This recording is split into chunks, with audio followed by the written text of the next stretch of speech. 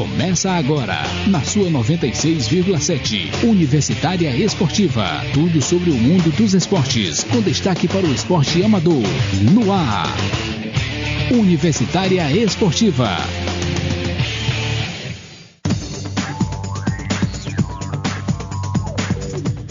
Bom dia, ouvintes! Começamos mais Universitária Esportiva hoje, 4 de setembro, terça-feira. Ao meu lado, a sempre simpática Neila do Rego Monteiro. E ao meu lado, Emanuele Messi Madeira. E no boletim esportivo de hoje, todas as notícias das Paralimpíadas, o que está acontecendo nesse momento. Tem a equipe de bocha que está competindo, ganhando por 5-4. Além das novidades, tem capoeira, tem novidade no rugby, tem novidade na Fórmula 1, tem Rubinho Barrichello querendo dar uma mordida aí numa vaga do Grosjean. E no Bola na Rede, vamos falar da rodada de ontem do Campeonato Argentino. Tem novo líder no Campeonato Argentino. Vamos falar também de novidade. Não é novidade, mas a novela do Paulo Henrique Ganso continua firme e forte no Santos. Vamos falar para vocês as últimas definições de como ficou o Paulo Henrique Ganso no Santos. Tem o ranking da Conmebol, mais uma vez o Internacional é escolhido como o melhor time brasileiro sul-americano. Tem também notícias do Flamengo, o Adriano, que já deixou a diretoria irritada ontem à tarde. Vocês vão saber já por quê. Fique na sintonia da 96,7 que o Universitário Esportivo está no ar.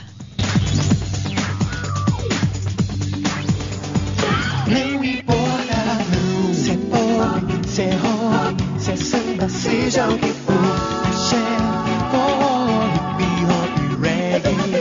Se é jazz, pagode, o seu estilo aonde for. O importante é a qualidade. Altec, alta tecnologia em estúdio. Universitária Esportiva. Boletim esportivo.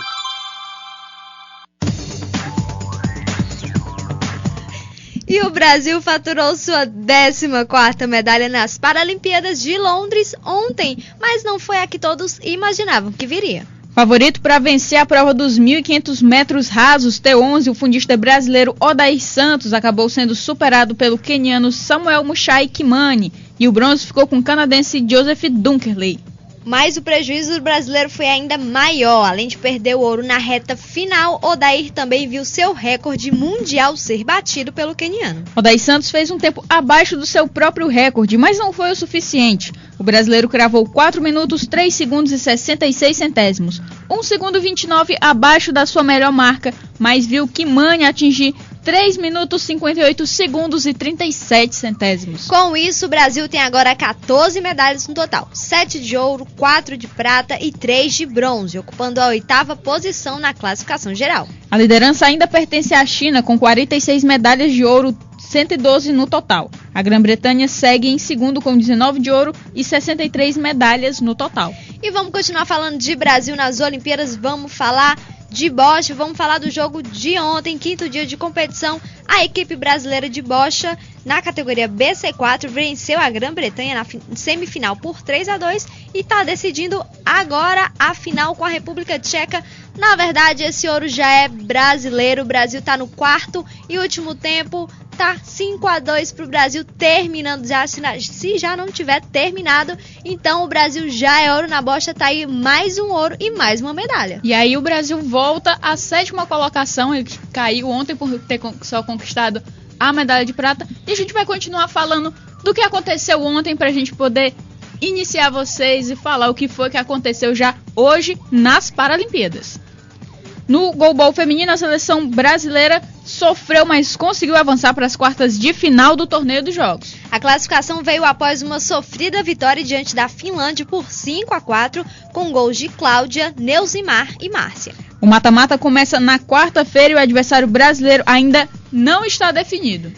Saiu a segundos as quartas de final do goalball. O Brasil vai enfrentar o Japão. Os horários ainda não estão definidos. O site de Londres ainda não colocou. As quartas são China, Estados Unidos, Grã-Bretanha e Suécia, Brasil e Japão e Finlândia e Canadá. Então, goalball, todo mundo torcendo pro Brasil passar do Japão e para essa semifinal. E quem sabe na final e a gente consegue mais uma medalhinha pro país. A Neila e seu tablet aqui nas atualizações de última hora. Tem que ser. Vamos lá, vamos seguir, vamos falar de vôlei sentado. O Brasil conheceu a sua segunda derrota no voleibol sentado masculino pelas Paralimpíadas ontem. A equipe foi derrotada por 3-0 pelos iranianos, com parciais de 25-21, 25-17 e 25-15 em 1 hora e 10 minutos de jogo.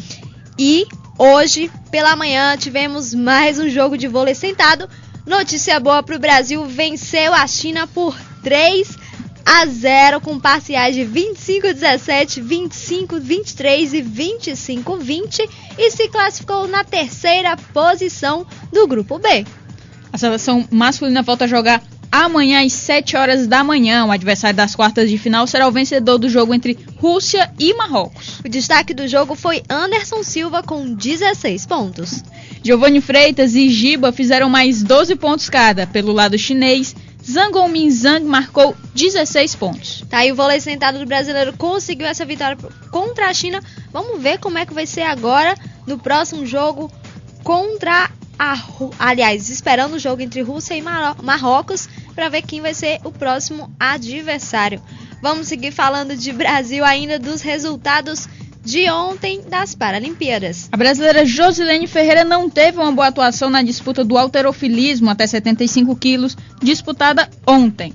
A atleta desperdiçou as 3 tentativas que teve para levantar os pesos, que nas 2 primeiras chances tinham 106 quilos e na terceira 107, e terminou a competição na 8ª colocação entre as 8 competidoras. A medalha de ouro foi conquistada pela chinesa Tawing Fu, que levantou 146 quilos, mesmo peso que a nigeriana Foladashi Olumafeyamo, mas ficou com a primeira colocação devido ao critério de desempate à massa corporal. A medalha de bronze da competição ficou com a taiwanesa Tsun Hui Lin, que levantou 137 quilos. E já falando do tênis de mesa, a polonesa Natalia Partyka, de 23 anos, jogadora do tênis de mesa que não tem parte do braço direito, foi uma das sensações da última Olimpíada. Ao lado do sul-africano Oscar Pistorius, ela é a única a disputar tanto os Jogos Olímpicos quanto os Paralímpicos em 2012. Na tarde de ontem, ela conquistou a medalha de ouro do torneio individual classe 10, após bater a chinesa Qian Wang por 3-2,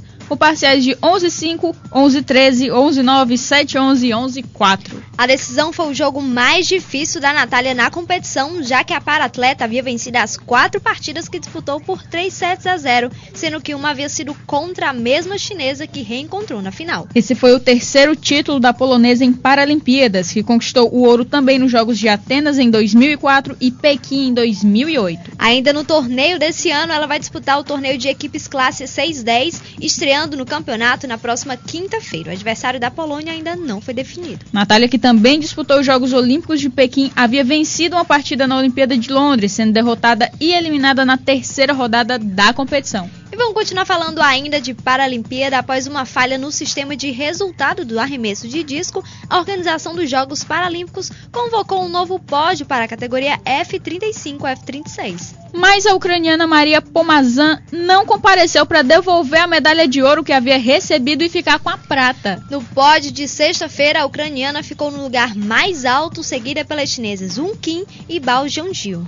Porém, a recontagem, Kim se tornou campeã olímpica e Pomazan caiu para segundo lugar. A australiana Catherine Proudfoot, inicialmente apontada em quinto lugar, levou o bronze e a chinesa Jianjiu foi reclassificada em quarto, ficando sem medalha. Pomazan, contudo, declarou estar furiosa e em um protesto não compareceu à nova cerimônia de premiação. O Comitê Paralímpico da Ucrânia chegou a fazer um apelo à organização dos Jogos para que o resultado exibido na sexta-feira fosse mantido, mas o Comitê Paralímpico Internacional segue pedindo formalmente para que a para-atleta devolva a medalha. Tá aí um incidente que não ficou muito bacana para a Ucrânia, nem para Pomazan, que não devolveu a medalha de ouro.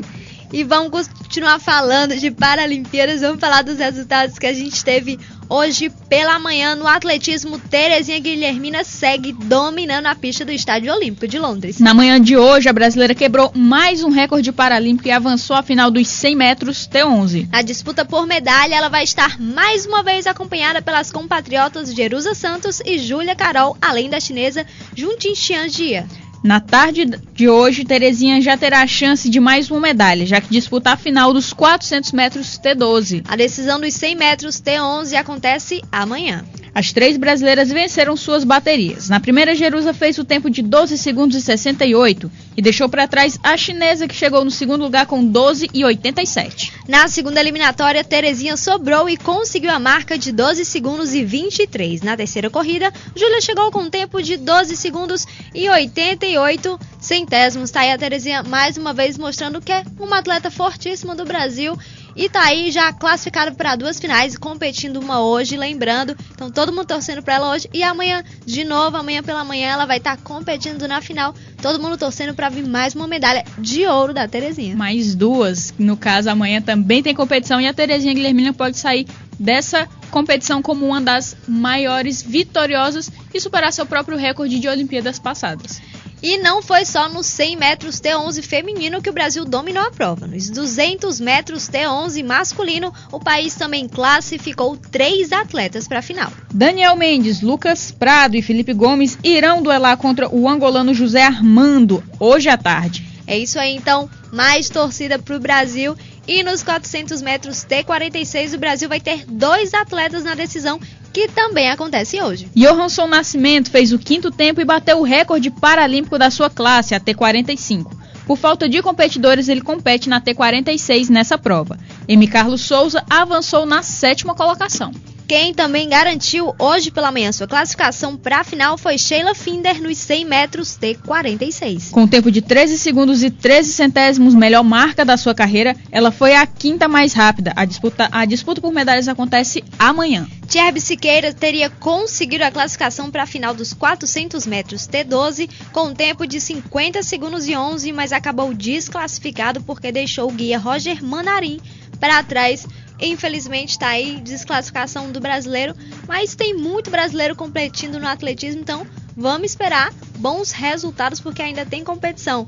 Vamos continuar falando de Brasil nas Paralimpíadas. E no arremesso de peso feminino F37, Shirlene Coelho ficou perto do pódio, mas o bronze escapou por 40 centímetros. Com a marca de 10,60 metros, a brasileira terminou na 4ª posição, atrás da tcheca Eva Berna, com 11 metros. A vencedora foi a chinesa Nami, que bateu o recorde mundial de 12 metros e 20, com sua compatriota Qiuping Xu levando a prata com 11,04 metros. No arremesso de peso masculino F57-58, Claudinei Santos foi o 7º, com a marca de 12,87 metros e 902 pontos. Wanderson Silva conseguiu 9,94 metros e 608 pontos e ficou na 15ª colocação. O vencedor foi o russo Alexei Achapatov com 16,20 metros e 989 pontos. E vamos continuar falando de notícia boa do Brasil nas Paralimpíadas.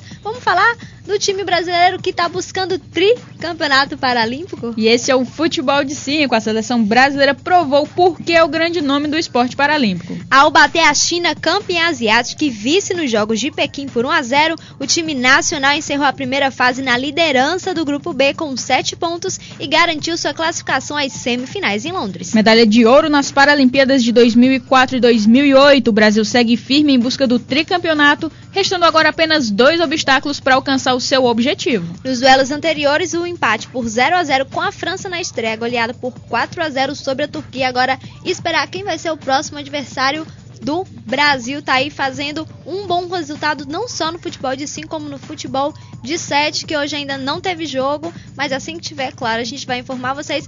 E vamos continuar falando de notícia boa, porque teve notícia boa hoje pela manhã na natação. Notícia boa que é o que não falta. Depois de um dia de descanso, Daniel Dias e André Brasil voltaram à piscina do centro aquático e mostraram que a folga fez muito bem a eles. Daniel foi o mais rápido nas eliminatórias dos 100 metros peitos SB4 e ainda bateu o recorde mundial com 1 minuto, 35 segundos e 82 centésimos. André venceu a sua bateria nos 100 metros costas S10 e se classificou para a final com o terceiro melhor tempo, 0,27 segundos mais lento que o americano Justin Zook, que bateu o recorde paralímpico. O outro brasileiro que conseguiu uma vaga para as finais hoje foi Ivanildo Vasconcelos, 8º nos 100 metros peito SBP4, que vai disputar a decisão contra Daniel Dias. Na mesma prova, Francisco Avelino foi eliminado com o 10º tempo.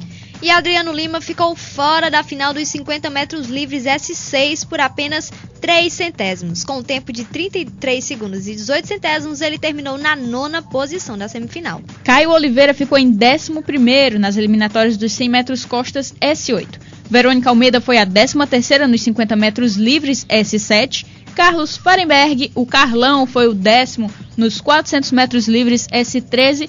E Raquel Viel não disputou a sua bateria nos 100 metros livres S12. Aí o Brasil, que ontem passou em branco na natação, não participou de nenhuma final, tá aí hoje voltando às finais da natação. E com os 2 maiores das piscinas, né? A gente lembrando que ainda teremos Clodoaldo Silva competindo essa semana. Amanhã e quinta-feira ainda tem o revezamento 4x100 medley. 4x400, exatamente, 4x400, 4% já foi.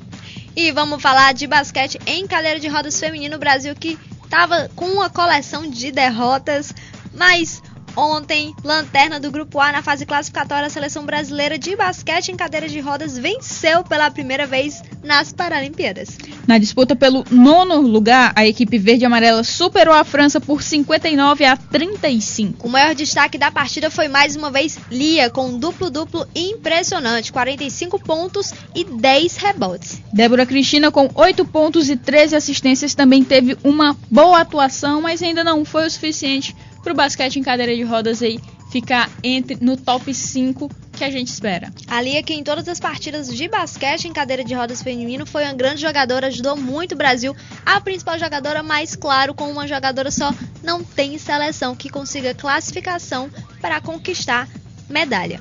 Coisas que nós já vimos nas Olimpíadas acontecer no basquete, né? E vamos seguir, vamos falar de tiro esportivo, a última competição que a gente teve hoje pela manhã.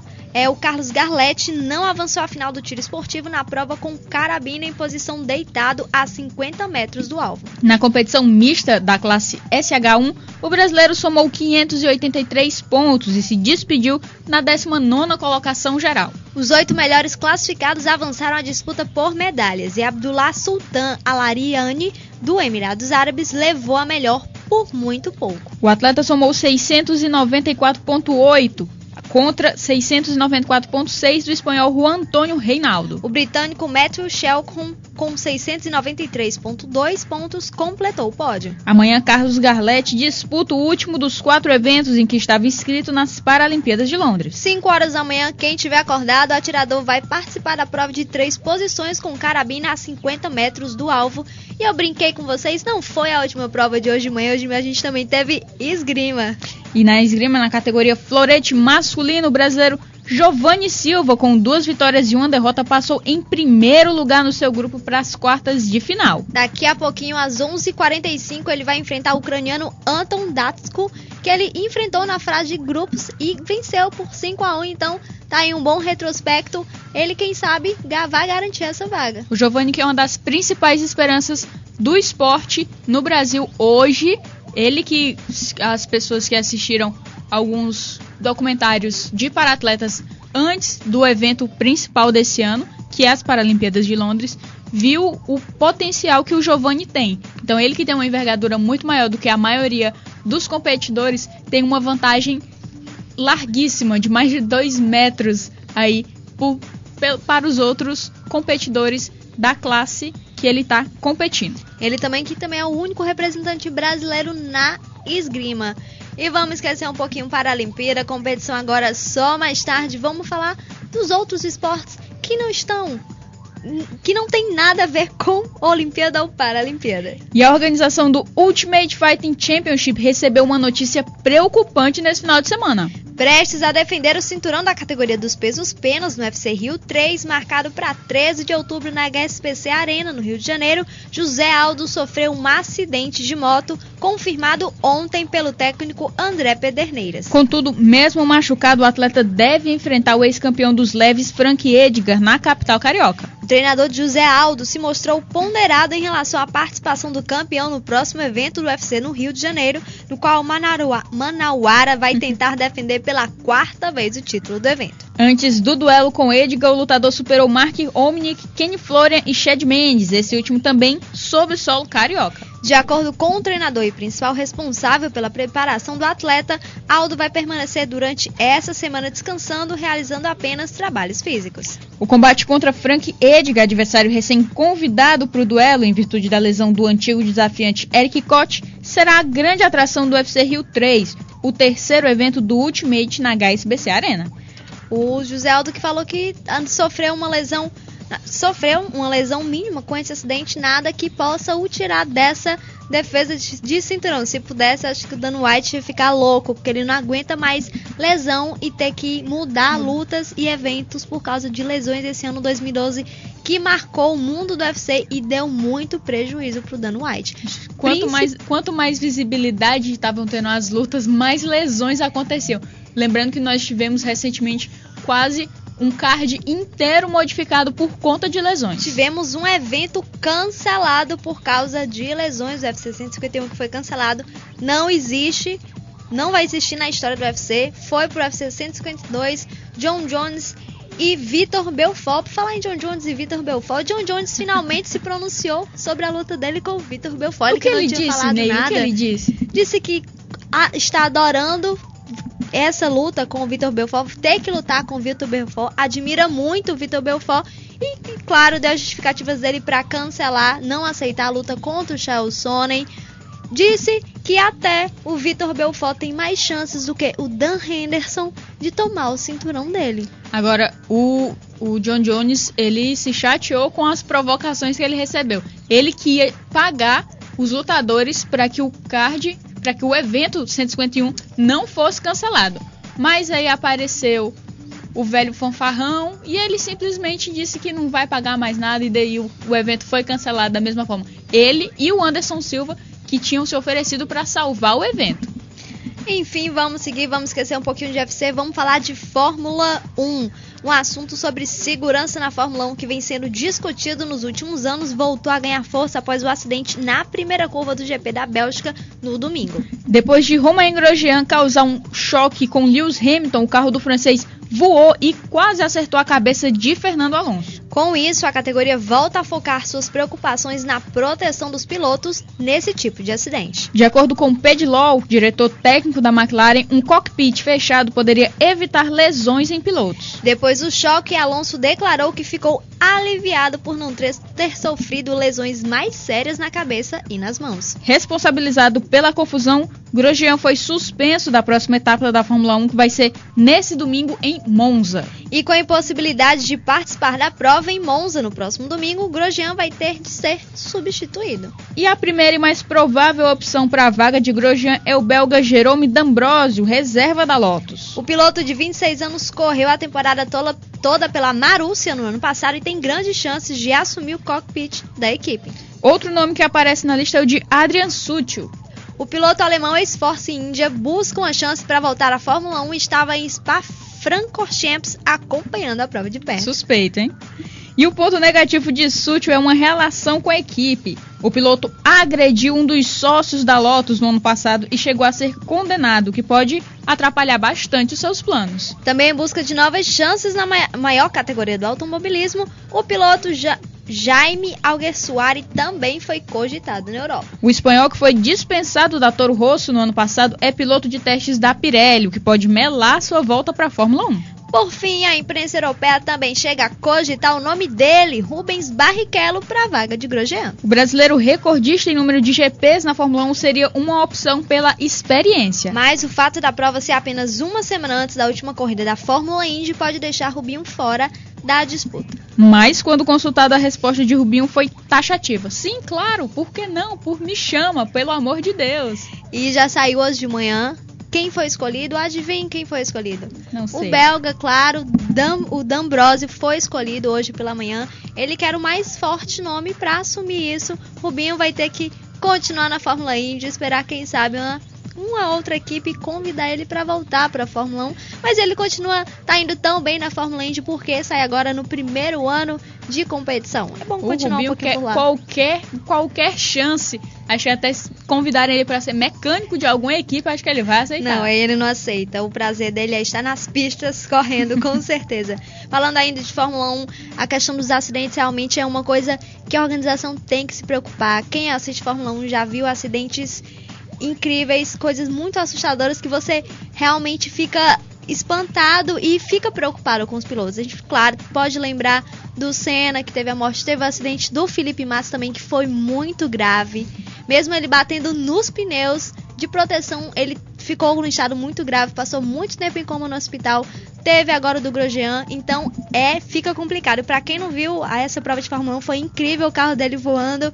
Quem assistiu ficou, meu Deus, não tem como ele escapar. E acontece muito na Fórmula 1, muito acidente, e o incrível é que também escapam. Mas também, quando acontece, é com muita violência e o risco de morte é muito grande. E também já tivemos um acidente muito, muito sério com o Kubica, que também sofreu um acidente antes mesmo até do rally, antes dele se comprometer aí por conta do acidente que ele teve. Ele teve um acidente muito sério, o carro dele simplesmente ficou somente o cockpit. Lembrando também problemas com o pessoal ali no pit stop, na hora do pit justamente stop. Quem não lembra da mangueira da Ferrari que ficou enganchada no carro e começou o início de incêndio. O primeiro GP noturno em Singapura foi que aconteceu esse acidente, logo no carro do Felipe Massa, que estava fazendo uma boa prova, e os pilotos da Ferrari mais uma vez comprometeram toda a prova. A mangueira de gasolina conectada no carro e, enfim, quase acaba gerando um grande acidente, quem sabe. Graças a Deus não aconteceu nada sério. Enfim, vamos esquecer um pouquinho de Fórmula 1, vamos falar de rugby, vamos falar de uma competição que a gente já tinha falado e vamos relembrar pra vocês, porque eu sei que vocês não estão lembrando da competição. O time feminino do UFP Rugby e as equipes masculinas do UFP Rugby e do Piauí Rugby disputarão a partir do dia 7 de setembro o primeiro São Luís Sevens, que acontece em São Luís, no Maranhão. No torneio feminino, o UFP Rugby vai ter como adversários Mutuca Rugby do Tocantins, Palmas Rugby Clube do Tocantins e a Associação Maranhão Rugby do Maranhão. Na competição masculina, por sua vez, o UFP Rugby e o Piauí Rugby enfrentarão o Sindicato da Primeira Linha, Palmas Rugby, Mutuca Rugby, a Semira Rugby, Seleção Maranhão de Rugby e a Associação Amaru, Associação Maranhão de Rugby. O São Luís Sevens, na Taça São Luís Rei de França, vai reunir mais de 120 atletas e faz parte da programação de aniversário dos 400 anos da capital maranhense. A competição acontece nos dias 7 e 8 de setembro, sexta e sábado. Agora, então, quem estiver indo para São Luís, vai lá assistir um pouquinho a competição, ver os meninos do Piauí jogando. Agora, louvável essa programação esportiva também de comemoração dos 400 anos da capital de São Luís. Na verdade, toda a programação de comemoração dos 400 anos de São Luís está uma coisa incrível. Para quem ainda não viu, você estaria com muita vontade de ir para São Luís esses dias. Vamos seguir, vamos continuar falando de esporte, vamos falar dos JUPs. Os Jogos Universitários do Piauí terminaram no fim de semana e definiram praticamente toda a delegação do estado nas Olimpíadas Universitárias 2012, que irão acontecer entre 18 e 27 de outubro em Foz do Iguaçu, no Paraná.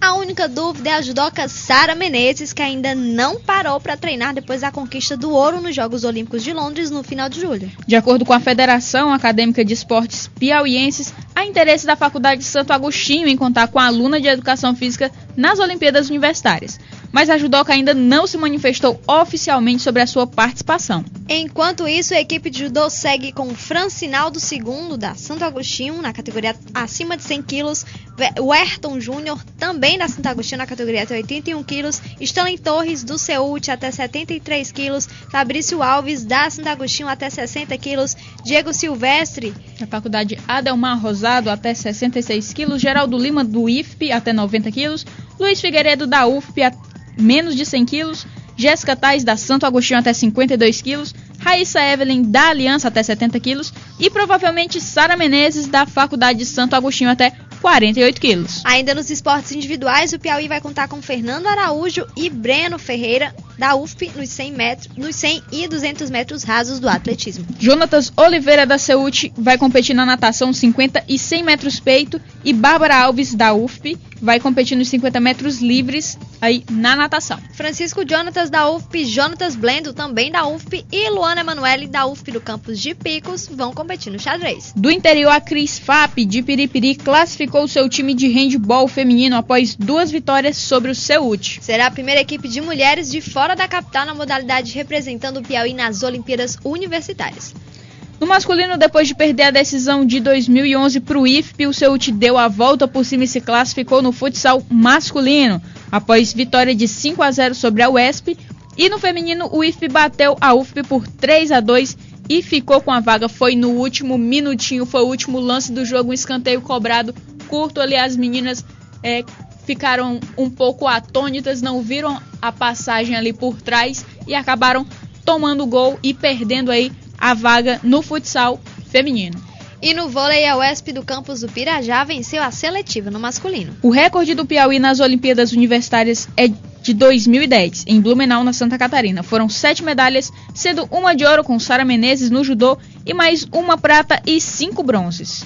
E vamos continuar falando de esportes e de competição aqui no Piauí. Foi aberta ontem a 7ª edição da Copa CEUT de Capoeira. O congresso técnico e uma roda no Clube de Jovens do Mafrense deu início à programação que segue até o dia 8 de setembro. Mais de 400 capoeiristas do Piauí, Ceará, Maranhão, Pará, Distrito Federal, São Paulo, Goiás e Mato Grosso devem participar do evento. Entre os destaques está o mestre Jogo de Dentro, que ministrará um curso de capoeira da Angola.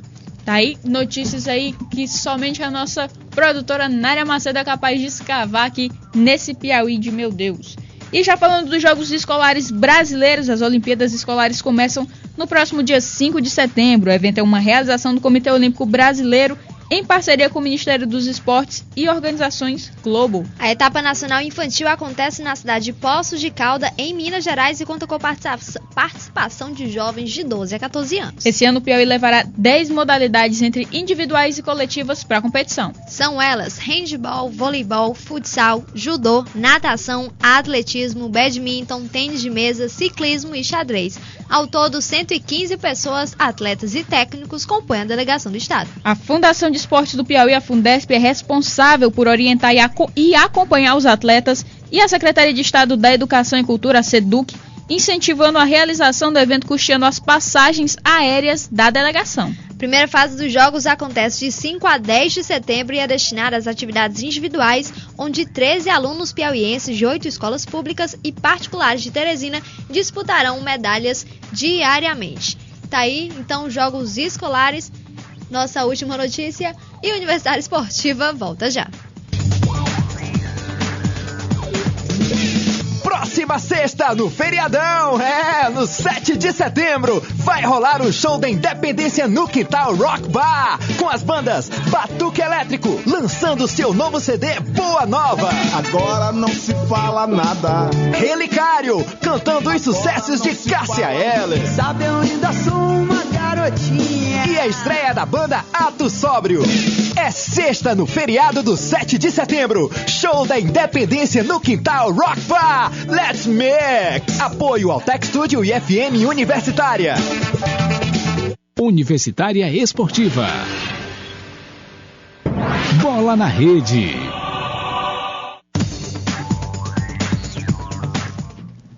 E vamos falar rapidinho dos jogos que tivemos ontem. Tivemos 2 jogos pelo Campeonato Argentino. O Racing derrotou em casa o San Martín por 3-1, encerrando a 5ª rodada do campeonato. Com a vitória, o time assumiu a vice-liderança da competição com 11 pontos, um a menos que o Boca Juniors. E na outra partida da noite, o Argentino Júnior venceu fora de casa o Quilmes pela contagem mínima, 1-0. O Quilmes, que também era mais um time que estava brigando pela liderança do campeonato argentino, tinha acabado de voltar à 2ª divisão e tá aí, foi derrotado, 2ª derrota, se eu não me engano, do Quilmes. E vamos ver o campeonato argentino, que sempre de muita emoção, tanto no Apertura quanto no Clausura.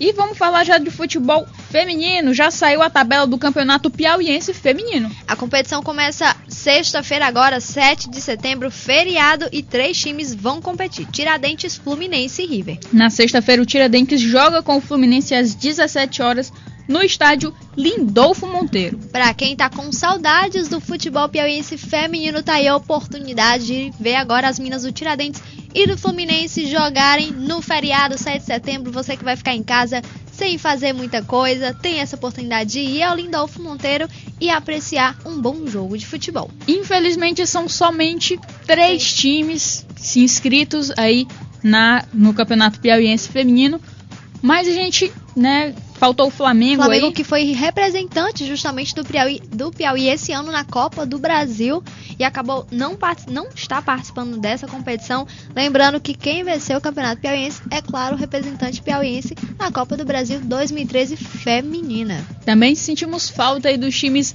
do interior do estado, que nenhum veio fazer representação dos seus times no feminino.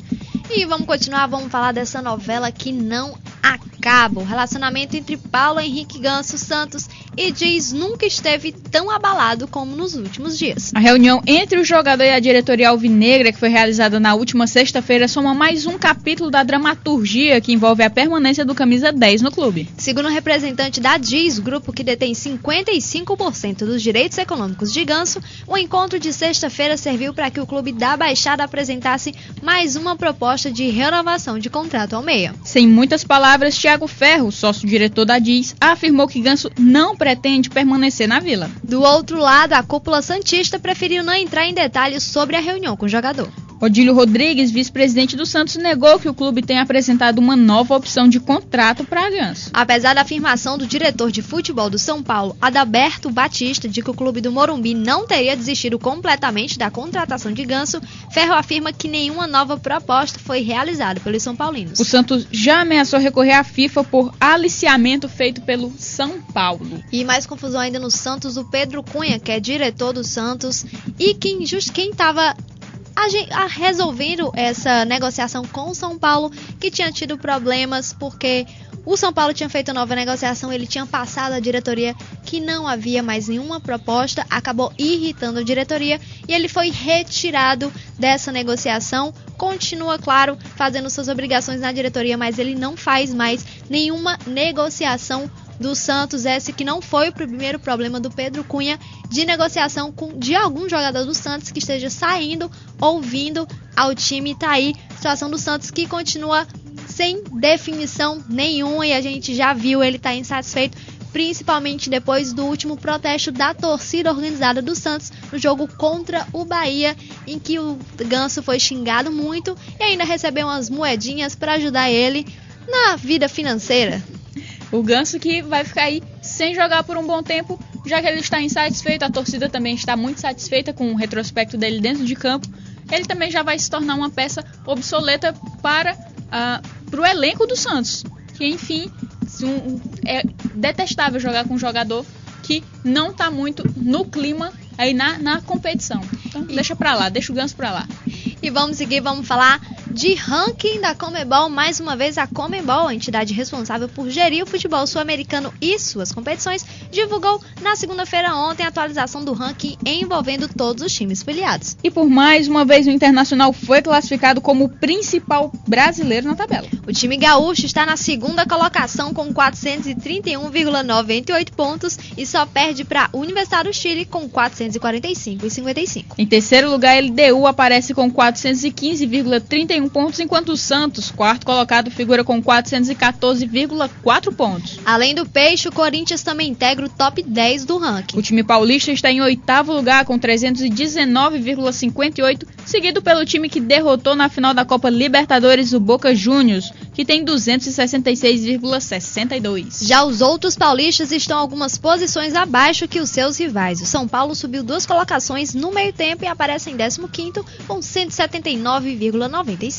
E o Palmeiras, por sua vez, é o 24º com 131,7. Apesar de ser o atual campeão da Copa do Brasil e estar classificado para a Libertadores de 2013, o clube alviverde ainda segue distante de rivais como Cruzeiro, Grêmio e outros modestos times, como o Emelec e o Deportivo Quito. Entre os cariocas, o melhor colocado para Conmebol é o Fluminense. Os comandados de Abel Braga estão na 11ª colocação com 218,84. Flamengo em 20º e o Vasco em 21º brigam para alcançar posições melhores no ranking. Os clubes, entretanto, ainda mantêm larga vantagem para o Botafogo, que embora tenha contratado o holandês Seedorf, está em 38º com meros 76,16 pontos. Não tem contratação sem resultado que vá melhorar time em ranking algum. Tá aí o Inter mais uma vez se destacando no ranking da Conmebol. O Inter que realmente nas últimas competições sul-americanas vem sempre se destacando e sendo o time brasileiro que mais mostra garra e consegue boas conquistas nas competições. E é o mais regular com relação a títulos. Conquistou aí recentemente uma tríplice coroa, conquistando Recopa, Mundial, o Inter levou tudo, papou aí tudo nesses últimos anos. E vamos seguir, vamos falar de Flamengo, porque a diretoria do Flamengo não ficou muito feliz com Adriano ontem não. A ausência de Adriano no treino da tarde de ontem foi a senha para um dia muito tumultuado no Flamengo após quase 2 semanas de relativa paz com o Imperador. A ida do jogador à favela Vila Cruzeiro no horário da atividade programada para o CT Ninho do Urubu e o discurso de folga adotado pela assessoria pessoal do atacante dividiram a diretoria e irritaram o técnico Dorival Júnior. Enquanto a diretoria confirmava a ausência, a assessoria de imprensa pessoal do jogador dizia haver uma folga programada e que Adriano não teria cometido qualquer indisciplina. O fato irritou os comandantes do Flamengo, já que o discurso oficial do clube estava sendo questionado pelo staff do atleta. Imediatamente, membros da diretoria contrários à contratação de Adriano fizeram contato com representantes do departamento de futebol e incendiaram ainda mais o clima. Enquanto alguns tentavam defender o Imperador, outros detonavam seu comportamento e falavam que ele não era digno de nova chance com a camisa do Flamengo. Alheio aos bastidores do clube, o técnico Dorival Júnior não se pronunciou,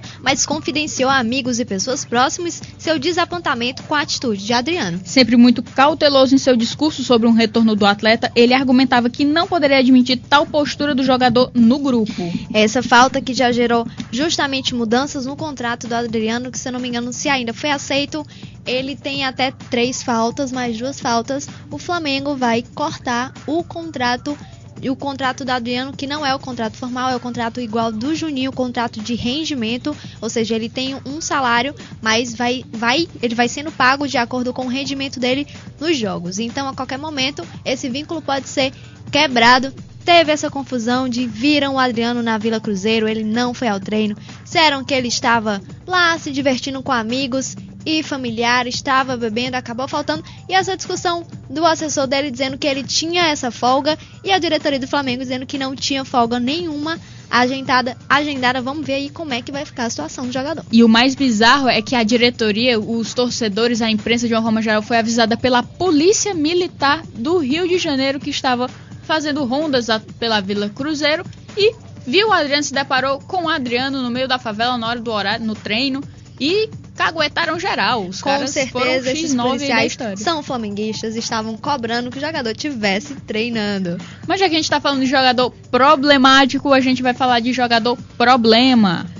Buscando retomar seu esforço no Real Madrid, Kaká ganhou um pequeno estímulo de José Mourinho. Apesar de não ter sido aproveitado pelo treinador em nenhum dos jogos oficiais da temporada até o momento, o meia não é considerado uma peça descartada no elenco do clube. Ao saber as declarações de Mourinho, Kaká disse se tratar de mais uma motivação e que está fazendo um exercício psicológico de paciência para esperar uma chance. Apesar do menor espaço no elenco, depois da chegada de Modric, Kaká afirmou ao Sport Espetacular que ainda considera uma melhor opção para sua carreira seguir no Real Madrid. O meia ainda garantiu não ter problemas pessoais com José Mourinho, um Kaká que está barrado há muito tempo até do banco de reservas do Real Madrid. Vamos ver se o José Mourinho um dia, quem sabe, volte a dar essa chance para ele. Kaká que depois da última Copa caiu totalmente de rendimento, passou por cirurgia e nunca mais voltou a jogar aquele futebol que tinha encantado ainda na época de São Paulo. E vamos seguir, vamos continuar falando de jogador. Vamos falar do Hulk, que o futuro do Hulk estava sendo especulado desde o começo do ano e agora é oficial, o Hulk vai jogar no futebol russo. Alvo de clubes ingleses no mercado de transferência, o atacante assinou ontem um contrato de 5 anos com o Zenit, onde vestirá a camisa 29. Segundo informações da imprensa portuguesa, o atual bicampeão da Rússia pagou 60 milhões de euros, cerca de 153 milhões de reais pelo jogador, que se apresenta à seleção brasileira para os amistosos contra a África do Sul, sexta-feira, e China na segunda-feira no Arruda. De acordo com a Comissão do Mercado de Valores Mobiliários, órgão onde todas as transferências de Portugal são registradas, os portistas receberam cerca de 40 milhões de euros, o equivalente a 102 milhões de reais, por 85% dos direitos do atleta, enquanto o montante restante será distribuído pelo fundo que tinha 15% dos direitos desportivos. São 9 milhões de euros. Pela comissão de 10% por intermediação, já se vão mais 6 milhões.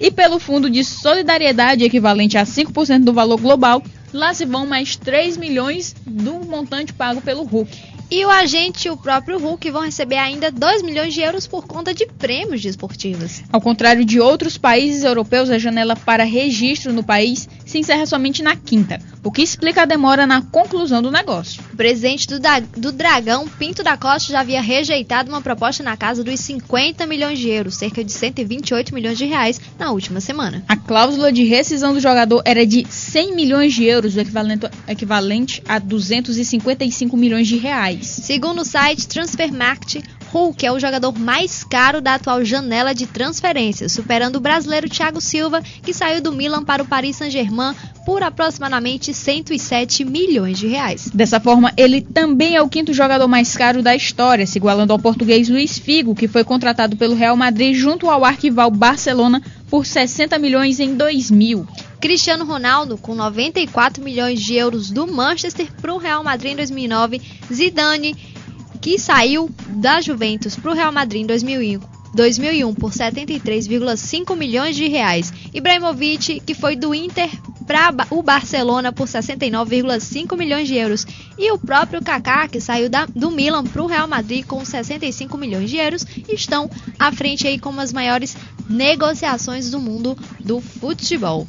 E a gente agora vai falar do queridinho aí, do mais bonitinho da seleção portuguesa, o Cristiano Ronaldo, porque os rumores de que ele tá se sentindo mal no Real Madrid ganharam ainda mais força na tarde de ontem. O empresário do craque português, Jorge Mendes, divulgou um comunicado afirmando que já sabia da situação de seu agenciado, mas que cabe apenas a Cristiano Ronaldo divulgar as razões para sua insatisfação.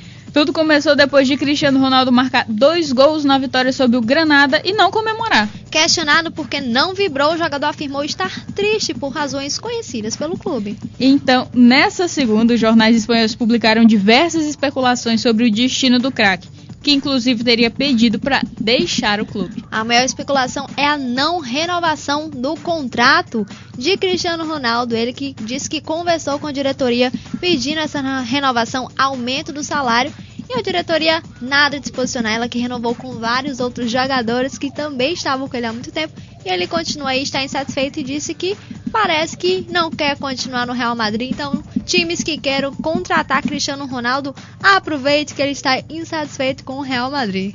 Né? E os times brasileiros que muito gostavam dessa mania de querer especular jogadores que estavam nas janelas de transferências europeias, tipo o Flamengo, que queria o Ibrahimovic, tipo o Internacional, que agora já lotou a sua capacidade de jogadores estrangeiros, mas ainda a janela fechou, mas ainda teríamos o Cruzeiro, o Atlético Mineiro, né? Quem sabe?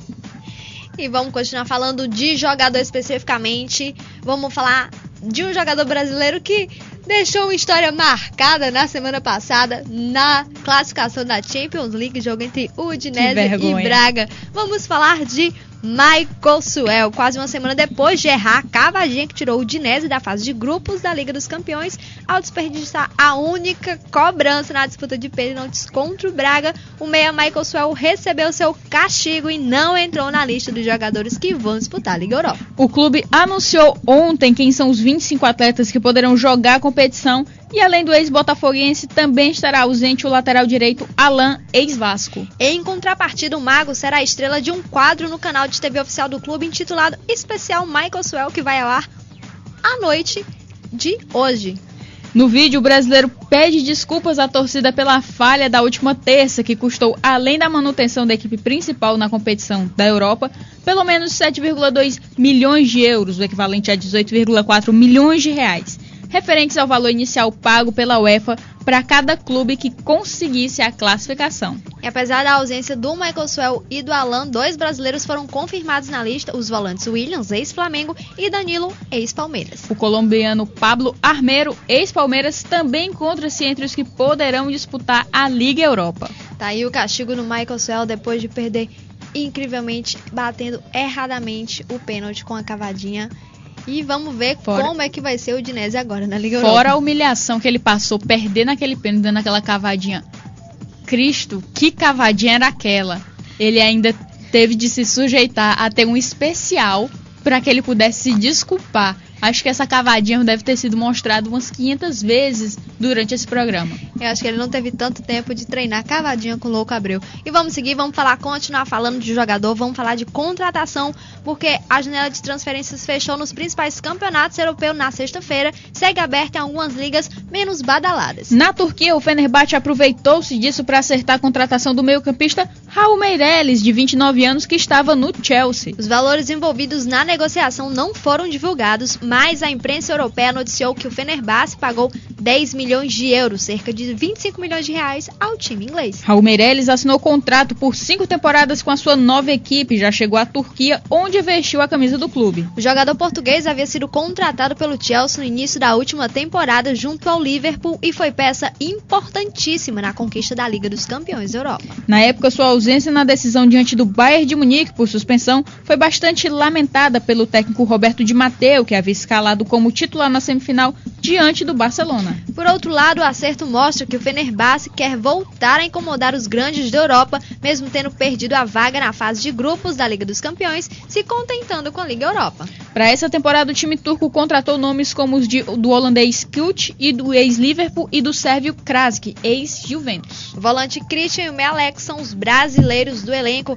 Tá aí mais contratações no mundo do futebol. Agora, no Fenerbahçe, o Alex parece que vai sair. Os times brasileiros já estão de olho aí numa possível contratação do Alex, principalmente o Cruzeiro, que sonha com a volta do jogador para casa. E rapidinho, falando de futsal, ontem tivemos mais um jogo das quartas de final do futsal e o Carlos Barbosa está aí em busca do seu 5º título, venceu o Jaraguá ontem por 4-3 no tempo normal, conseguiu segurar o 0-0 no tempo adicional e tá aí, vamos ver, 4-3 e tá esperando o adversário da semifinal e pode aí com certeza um time fortíssimo para mais uma vez ganhar esse título da Liga Futsal.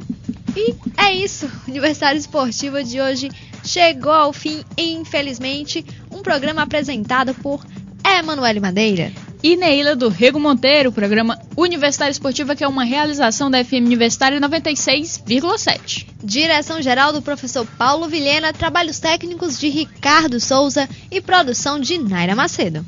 Amanhã a gente está de volta às 11 horas, então sintonize. Infelizmente, nosso site está com um pequeno problema, mas amanhã a gente já espera resolver tudo e que vocês possam nos escutar também através da internet. Muito obrigada pela companhia e continuem com a nossa programação.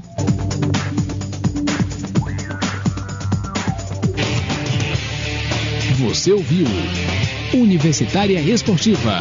Obrigado pela audiência e continue na nossa programação.